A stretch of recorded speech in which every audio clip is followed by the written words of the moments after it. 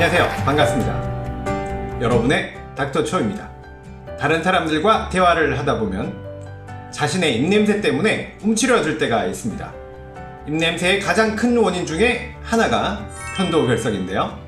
오늘은 최근에 편도결석으로 수술을 고민하고 있는 손오공과 이미 수술을 받은 저팔계, 사오정의 이야기를 들어보시기 바랍니다. 얘들아, 내가 요즘 입안에서 하얀색 알갱이가 나오던데 아무래도 편도결석 같아. 누르면 안 좋은 냄새도 나. 니들 편도결석 수술했지? 요즘 어떠니? 아니 마셔. 저팔계 작년 가을에 편도 부분 절제술을 받았잖아요. 수술하고 목 아파서 엄청 힘들었쇼. 그것보다 수술하고 나서 2달 지나서 글쎄 편도결석이 또 나오지 뭐요. 아이 왜 밀고 그러쇼 사오정. 아이, 저팔계 형님 좀 비켜봐요.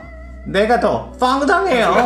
나는 작년 겨울에 편도결석 때문에 전신 마취하고 편도를 다 떼내는 편도 전절제술을 받았걸랑요. 수술하고 목 아파서 죽는 줄 알았잖아요. 그런데 먹지도 못하고 살이 5kg나 빠졌잖아요.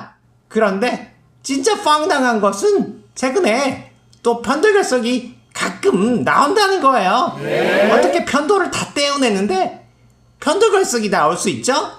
닥터초이 설명 좀 해주세요. 네, 이렇게 힘들게 수술 받고 나서 다시 편도결석이 나온다면 너무 당황스러울 수밖에 없겠습니다. 이런 이유로 누가 편도결석 수술을 한다고 하면 닥터초이는 하지 말라고 말리는 편인데요. 오늘 그 이유를 좀 더 말씀드리려고 합니다.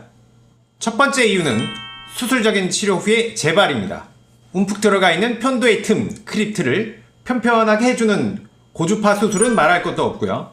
저팔계가 받은 편도 부분 절제술을 하게 되면 남아있는 편도 조직이 있게 되는데요. 여기에서 편도결석이 재발하는 경우가 상당히 많습니다. 사오정이 받은 편도 전절제술은 대부분의 편도 조직을 제거하지만 혀보다 아래 레벨에 위치한 편도 조직이 남아있는 경우가 있는데요.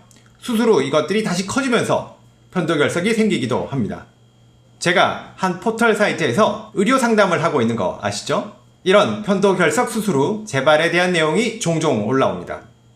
두 번째 이유는 수술적인 치료 후에 입냄새가 지속되는 경우도 많다는 것입니다.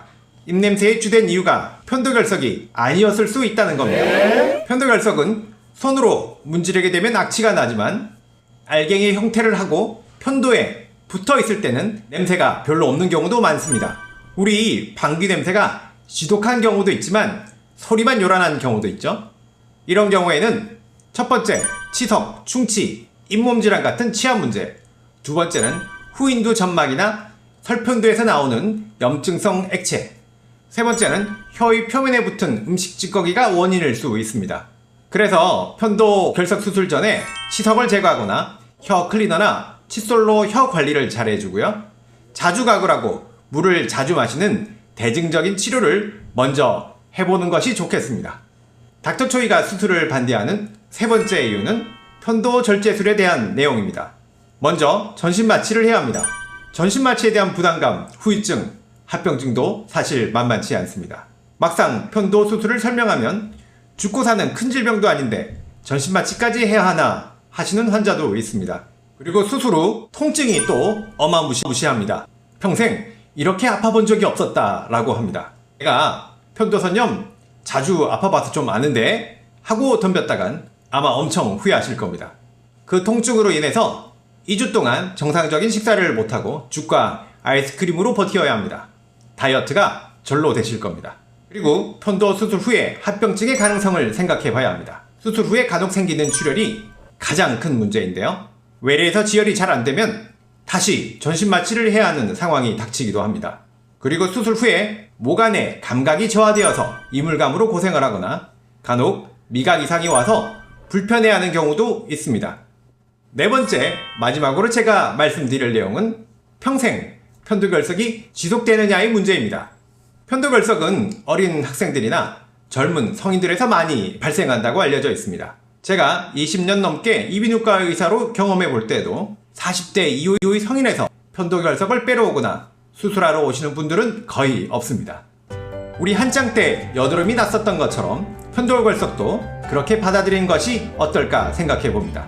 이러한 이유들로 닥터초이는 편도결석 수술을 가능하면 권유하지 않습니다. 자주 가글하시고 물 자주 드시고 이물감이 심할 때만 이비인후과에 가서 제거하시길 추천드립니다. 혼자서 집에서 면봉이나 핀셋으로 빼내려고 하시다가 피가 나거나 2차적인 염증이 생길 수 있다는 거 잊지 마시기 바랍니다. 오늘은 여기까지입니다.